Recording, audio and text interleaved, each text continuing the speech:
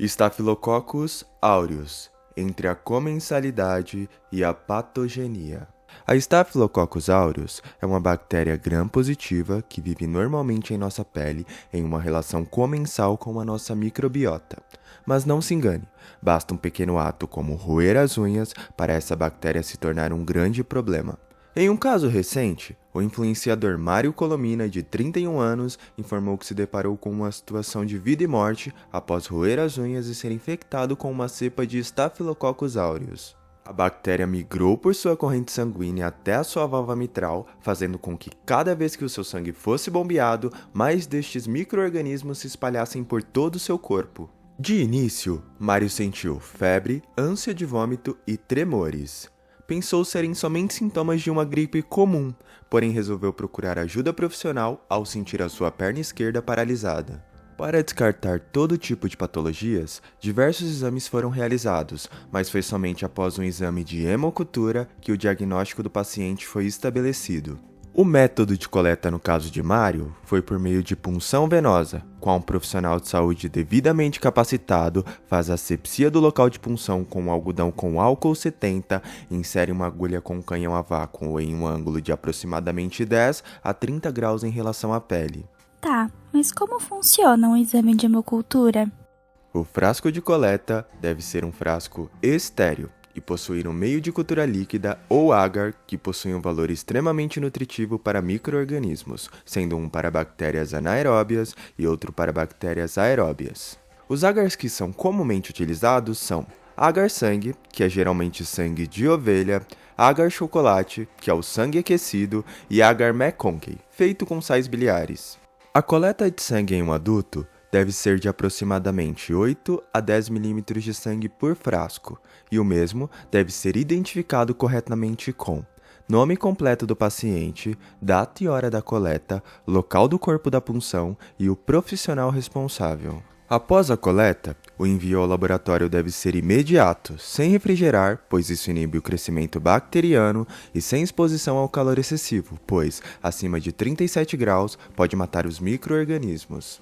Ao chegar ao laboratório, o recebimento do produto deve ser registrado e os frascos devem ser externamente desinfectados com álcool 70. Após isso, deve ser posto na estufa de incubação de 35 a 37 graus Celsius. Os frascos não devem ser abertos antes do tempo de incubação, a não ser que haja um crescimento evidente. Após a confirmação de crescimento bacteriano, que leva aproximadamente de 5 a 7 dias, dependendo do sistema utilizado, aí sim o micro-organismo é transferido para uma placa de Petri. Em laboratório, nós não realizamos a punção venosa, mas somente a transferência dos micro-organismos já cultivados para meios de cultura prontos. Como são esses micro-organismos vistos no microscópio? Suas colônias são arredondadas, convexas, lisas e opacas, e possuem uma cor amarelada ou dourada, daí vem o nome aureus. Ao redor de algumas colônias, caso seja agar-sangue, as hemácias podem sofrer hemólise,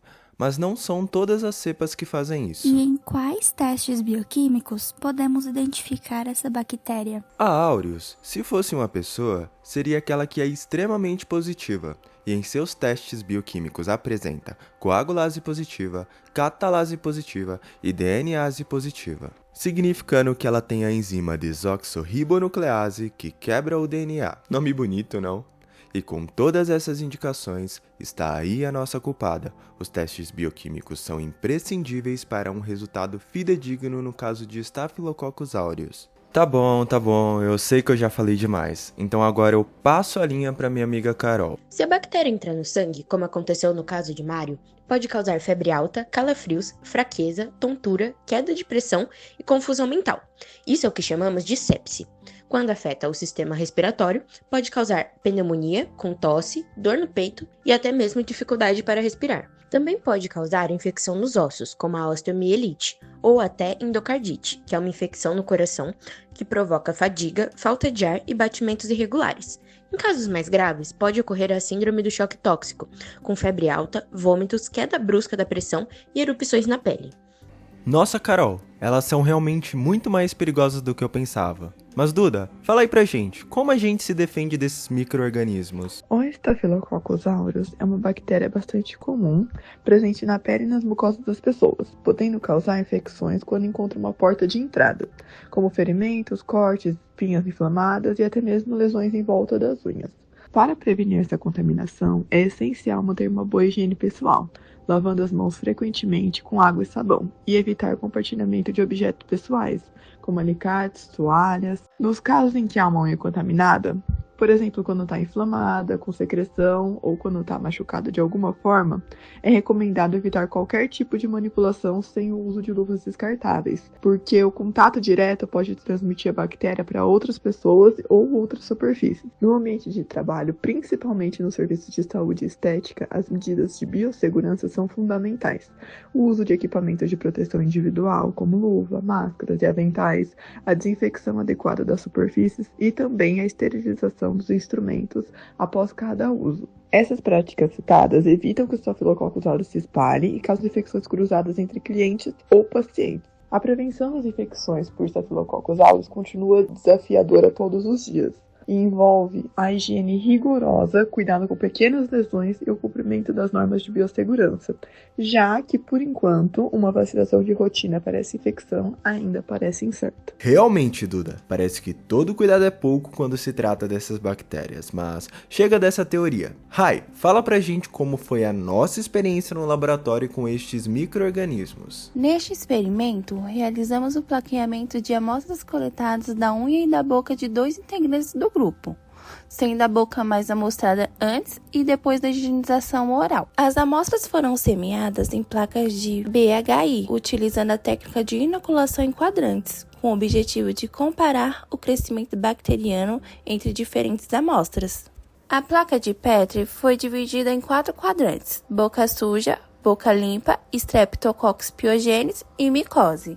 A amostra da boca foi coletada com suave estéreo e, após isso, realizamos movimentos em zigue-zague sobre o meio de cultura. Já as amostras de referência foram manipuladas com alça de inoculação flambada antes e depois de cada uso, garantindo a asepsia do processo. Durante o procedimento, a borda do tubo de cultura foi rapidamente passada na chama de bico de Bunsen e o tubo foi mantido em banho-maria para evitar contaminações e manter a segurança do experimento. O HBHI é um meio de cultura não seletivo e rico em nutrientes, indicado para o cultivo de bactérias gram-positivas, como a Staphylococcus aureus. Esse meio favorece o desenvolvimento de colônias características, permitindo observar sua morfologia, cor e padrão de crescimento. Os resultados obtidos foram condizentes com o comportamento esperado do Staphylococcus aureus e meios adequados, reforçando a importância da escolha correta do meio de cultura para cada tipo de bactéria. Muito obrigado pelas informações, Rai.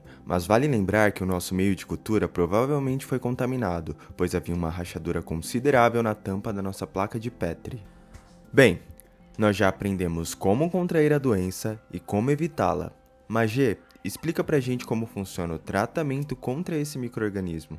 O tratamento das infecções causadas por Staphylococcus aureus depende do tipo da bactéria e da gravidade da infecção. As cepas sensíveis à meticilina, conhecidas como MSSA, costumam ser tratadas com antibióticos como penicilinas resistentes à penicilinase, por exemplo, a oxacilina, ou cefalosporinas. Entretanto, quando a bactéria é resistente à meticilina, conhecida como MRSA, o tratamento é feito com antibióticos específicos e mais fortes, tais como a vancomicina, linezolida ou daptomicina. Além disso, em casos de abscessos, pode ser necessária a drenagem cirúrgica. O uso correto dos antibióticos, aliado a boas práticas de higiene, é essencial para controlar a infecção e evitar a resistência bacteriana. Isso é bem interessante, Gê. Em laboratório, vale lembrar também que utilizamos a substância quitosana, que é um polissacarídeo derivado da quitina, presente no exoesqueleto de alguns crustáceos. Porém, como o experimento não deu certo devido ao produto utilizado não ser realmente quitosana, não falaremos sobre a ação bactericida deste produto, para minha tristeza. Mas deixando toda essa minha decepção de lado, agradeço realmente todas vocês meninas pela ajuda na organização desse vídeo e por emprestarem as suas vozes para toda essa narração. Um grande abraço a todos os meus colegas e professora que nos escutaram até aqui. Bye bye!